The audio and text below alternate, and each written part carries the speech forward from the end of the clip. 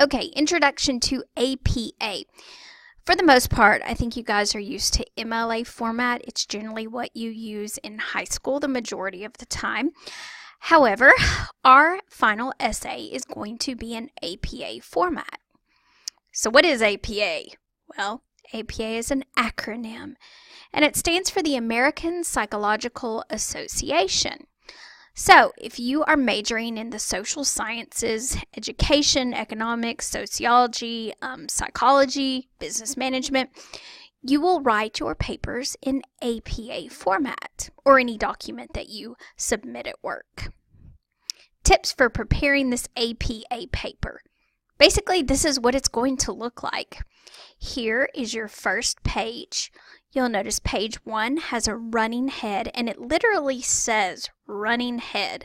The R is capitalized, the H is lowercase, and then you have varying definitions of online communication. If you will notice, this is just a shortened version of your main title, and that's basically what a running head is.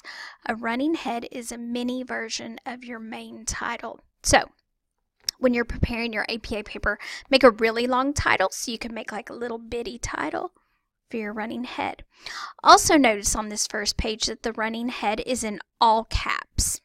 Okay, let's make sure that's there. Because format is going to be a portion of your grade. It's actually going to be quite a large portion of your grade on this persuasive essay that you are writing. Also notice on the right-hand corner you have a page number, and it's just 1. Because this is the first page. So you have your running head, shortened version of your main title, a page number, then you go to the center of the document, you have your longer title, your name, then you'll have Georgia Northwestern Technical College. So this is what the very first page of your paper should look like. The next page, page 2 on your APA paper, is the abstract. Your abstract is a shortened version, no more than 250 word summary of your entire paper. It looks like this. So you'll notice the first page it said running head. However, on the second page, the words running head disappear and you only have left the actual running head, and it's still in all caps. You'll notice this is now page 2. It shouldn't be highlighted. It should just say page 2. Your running head should be a 1/2 inch from the top, and then a 1/2 inch from your running head, which will actually be 1 inch from the top. You'll have the words abstract, and this will be centered. Notice that your abstract, which is a summary of your entire paper, is in block format. Block format means that you do not indent, so it looks like a block. Boop. How clever. Block format. So, first page is a title page. Second page is where your abstract lives. Now, because your abstract is a summary of the entire paper, generally when I was doing my undergrad, I would write my abstract last. I would go ahead and set it up. I would have my running head, page 2. I would center the word abstract, and then I would write my paper, and then I would come back, because it's easier to summarize something that you've created than to summarize something that is imaginary at this point, because you haven't written the paper. So you may want to do that as well. Next is our body. The body of the paper begins on page 3. You will have 1 inch margins on both the left and right sides of your pages. This paper will be double spaced, and you will indent all of your paragraphs with 1/2 inch. And make sure to number each consecutive page. Now, within the body of this paper, you must have in-text citations. In-text citations, because right now you're looking for your sources for your annotated bibliography, your in-text citations let the reader know where you found the quote, if you're using a quote, if you're summarizing, if you're paraphrasing, but which text, which journal, which blog, which whatever your source is, where you found that bit of information. So your in-text citations usually include the last name of the author and the year of publication. Okay, so for example, you're writing your paper, you're giving me lots of information, and then you want to give me a direct quote that, say, Sue Yang wrote in a particular source that you found. So what you would do is you would write Yang, and you would put the publication date of the source, 2006, admits that speech, when examined closely, is a remarkably messy means of communication. Notice that I also have the page number. When you place a direct quote in the APA paper, you have to give us the location, the page number. So you will have author, publication date, and page number. Now, you can mix this order up a bit. You could say, when examined closely, speech is a remarkably messy means of communication. Now, I could, instead of saying Yang, 2006, I could just put all of this information at the end, but notice that I still have the same order: author, publication date, and then page number. Also, another thing that I notice students commonly mistake is they put a period here. The period doesn't live here. The period needs to live here because the quote, the in-text citation, is a part of the sentence. So always place your period here. Okay, all right. Use commas to separate the author's name from the date and the date from the page number. Include page numbers only when quoting directly from the source. So let me show you another example of where it wasn't a direct quote. Here we go. Many compulsive gamblers believe they have no control over their behaviors. Now, notice here, I'm not using any quotation marks because I haven't taken a direct quote. I've just summarized the information. Okay, so I don't need a page number here. So all I need is the author's name, comma, and the publication date.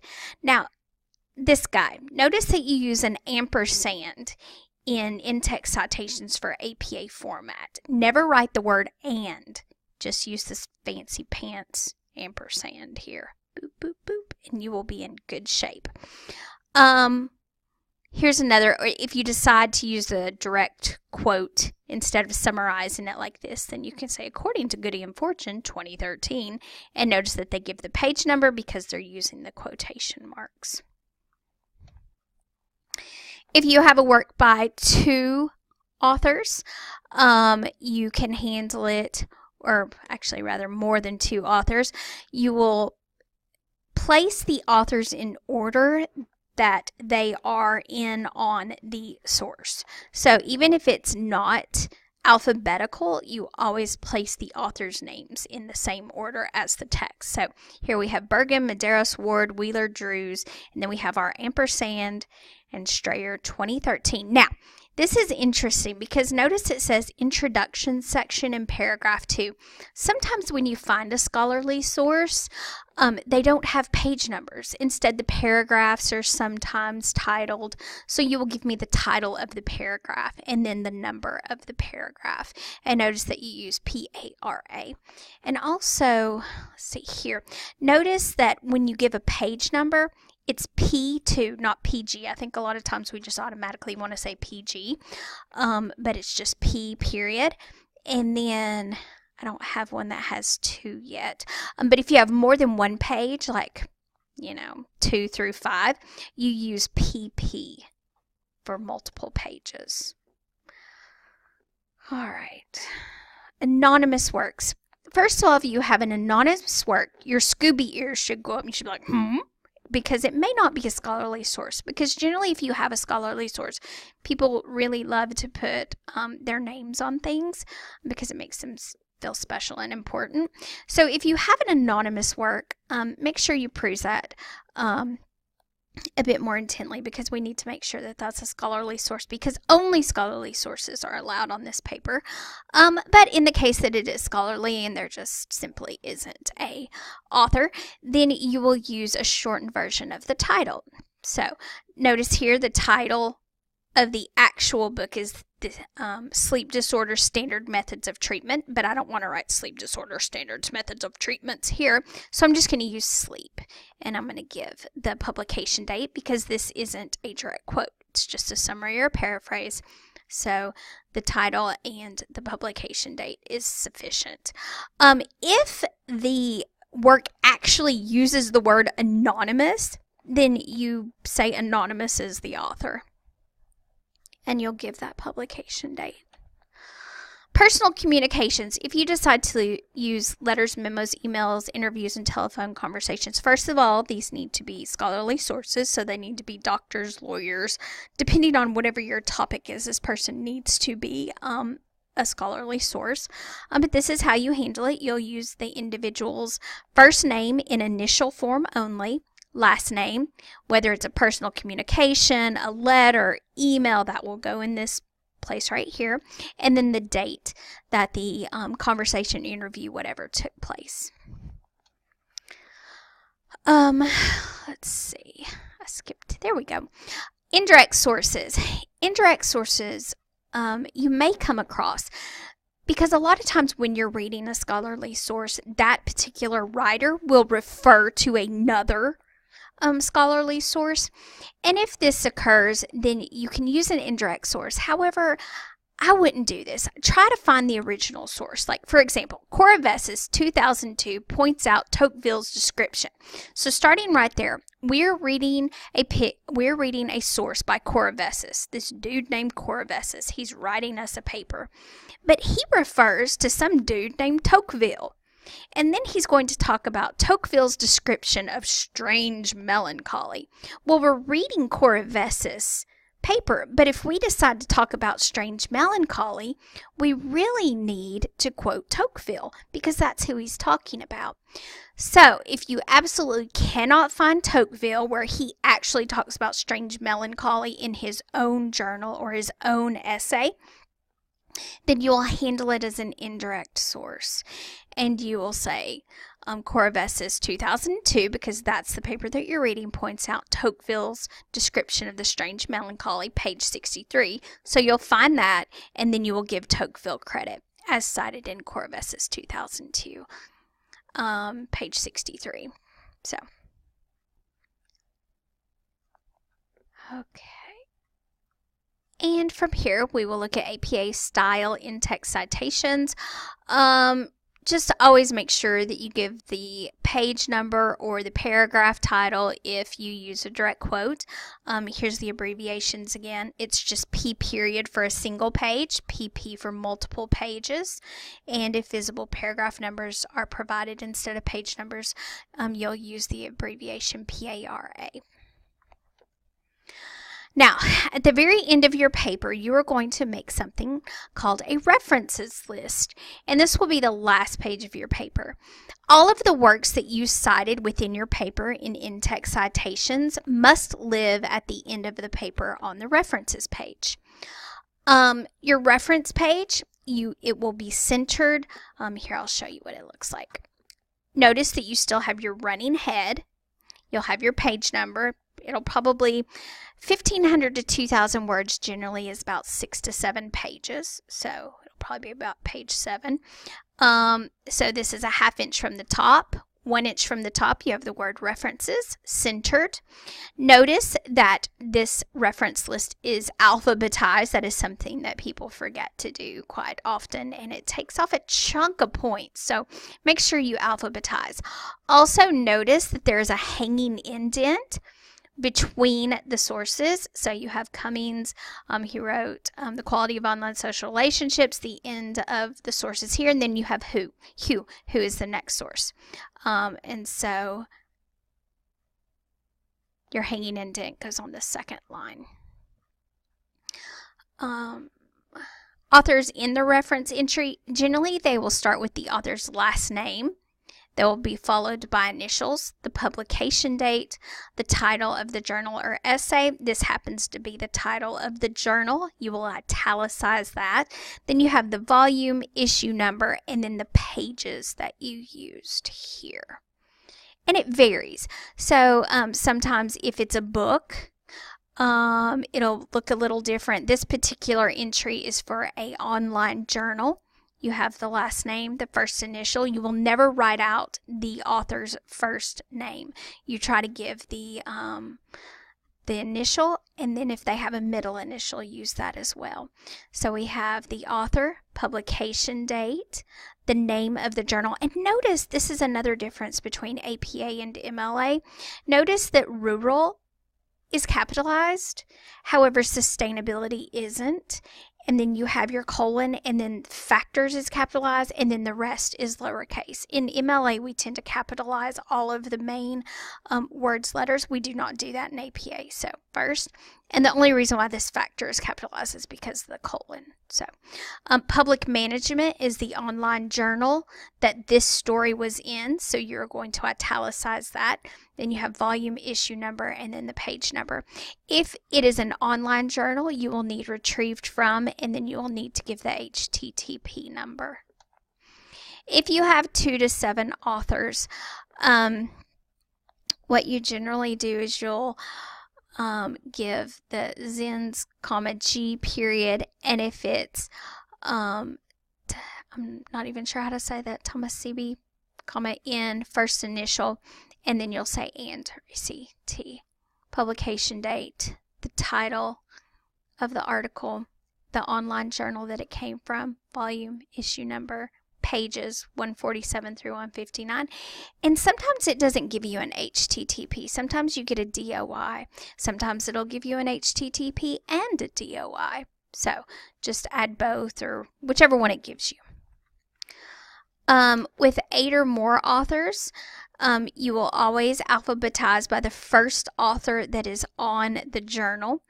And then you have your publication, your title. Notice again the capital I, and then after the colon we have the capital S. And it goes from there. The journal is italicized. Here's something that you can go through. Books are a little different. Generally, if you have a book with an author and an editor, you'll do the author first, year of publication, the title of the chapter, and then an editor if they have an editor. Some books just have authors. Some books just have editors. So if you have a book that has an editor, then you will start here with the name of the editor. If there's no author listed for a book, you start with the title. You will give the volume number, publication date, the publishing city, and then the publisher. That's how you handle a book with no author. If you have a book with an author, you'll give last name, first initial, publication date, title of the book, notice that it's in italics, and then the publishing city and the publisher. Okay. And like I said, if you have an editor, you kind of treat it like the author. So you'll put the editor's last name, first initials, and middle initial. You'll use my very favorite little ampersand. It's so fancy. Last name and then initials. And you'll put right here editors so people know that they're not actually the authors. Notice that you have a period here, a period afterwards, and then you have your publication date.